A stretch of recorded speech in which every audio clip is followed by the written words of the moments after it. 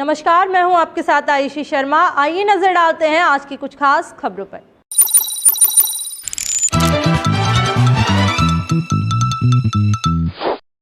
असम दौरे पर पहुंचे गृह मंत्री अमित शाह ने जनता को संबोधित करते हुए कहा, मुख्यमंत्री शिवराज सिंह चौहान ने वृक्षारोपण करते हुए नीम के पौधे का फायदा बताया। मध्य प्रदेश गृह मंत्री नरोत्तम मिश्रा ने किया वीर शहीदों को याद। चिकित्सा शिक्षा मंत्री विश्वास सारंग ने दीनदयाल रसोई को लेकर दिया बयान। कृषि मंत्री कमल पटेल ने कसा कांग्रेस पर तंज। कांग्रेस पूर्व मंत्री सज्जन सिंह वर्मा का बयान। कांग्रेस प्रवक्ता के मिश्रा ने भाजपा सरकार पर कसा तंज। खबरें अब विस्तार से।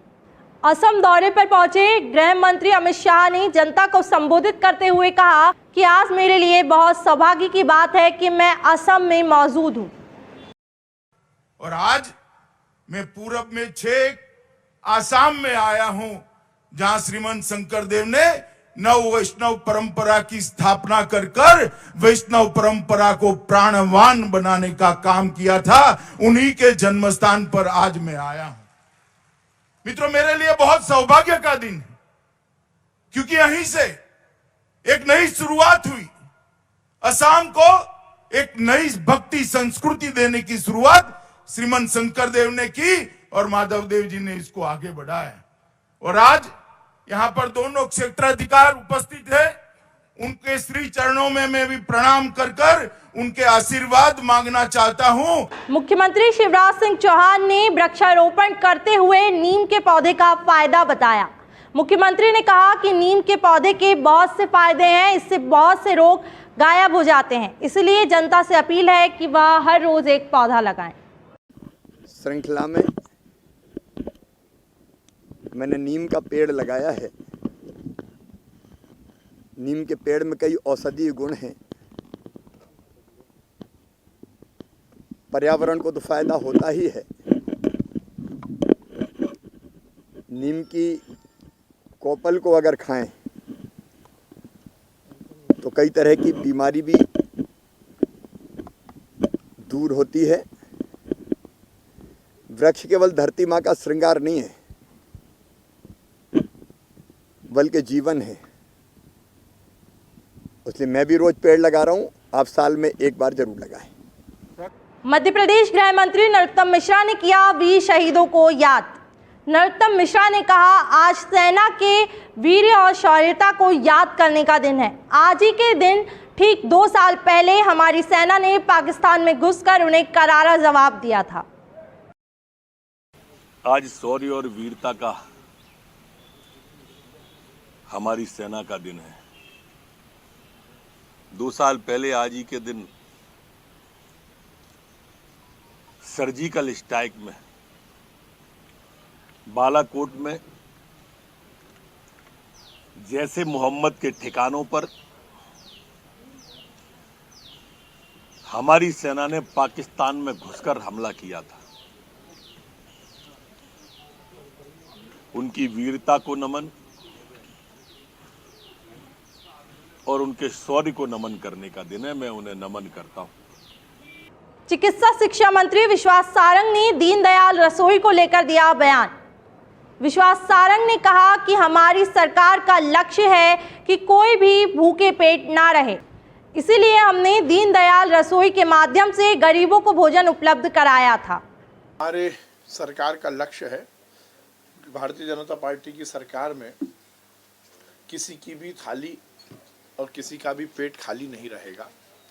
और इसीलिए पहले भी भारतीय जनता पार्टी की सरकार ने दीनदयाल रसोई के माध्यम से गरीबों को भोजन उपलब्ध कराया था। वो हमारा एक सफल प्रकल्प था। पर 15 महीने कमलनाथ की सरकार आई तो उन्होंने दीनदयाल रसोई बंद कर दी, क्योंकि उन्हें तो भ्रष्टाचार करके खुद का पेट भरना था।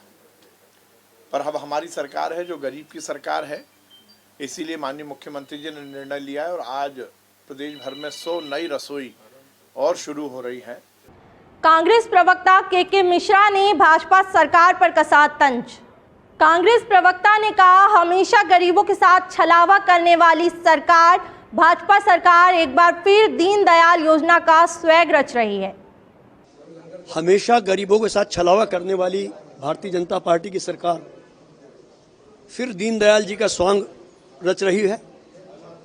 जिस सरकार ने गरीबों के गेहूं में नागरिक आपूर्ति विभाग के माध्यम से कंकर पत्थर मिलाए हों, रेत मिलाई हो, करोड़ों रुपयों का भ्रष्टाचार किया हो, राशन का पैसा कोरोना में भारतीय जनता पार्टी के लोग खा गए हों, अब वो किस दीनदयाल जी की बात कर रही है? मुझे तो लगता है कि दीनदयाल जी इस आचरण पर खुद रोते होंगे। और मुझे तो ये उम्मीद है कि जिस हिसाब से नेताओं के नाम बदलकर नरेंद्र मोदी जी अब अपना नाम रख रहे हैं, सरदार पटेल के नाम पर अपना नाम, तो दीनदयाल जी के नाम पर कहीं नरेंद्र मोदी रसोई नहीं हो जाएगा। कृषि मंत्री कमल पटेल ने कसा कांग्रेस पर तंज।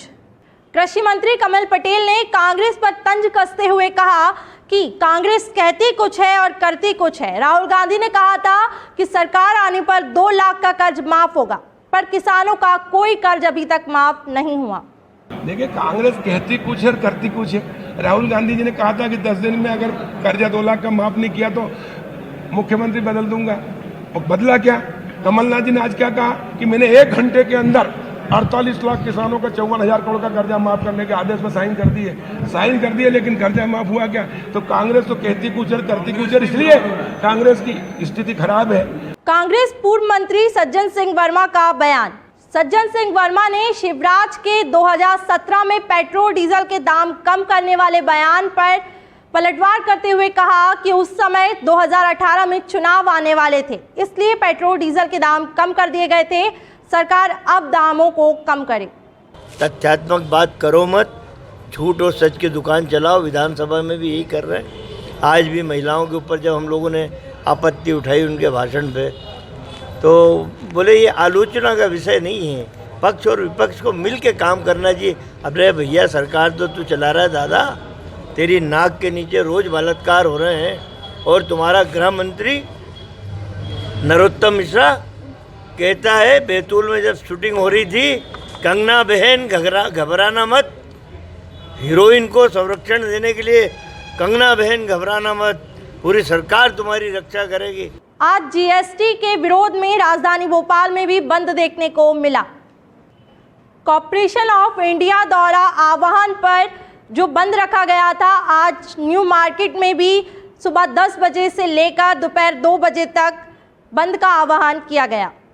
न्यू मार्केट व्यापारी महासंघ ने भी बंद का आह्वान किया है और आज total all over India 8 crore व्यापारियों ने बंद रखा है और कम से कम 10 लाख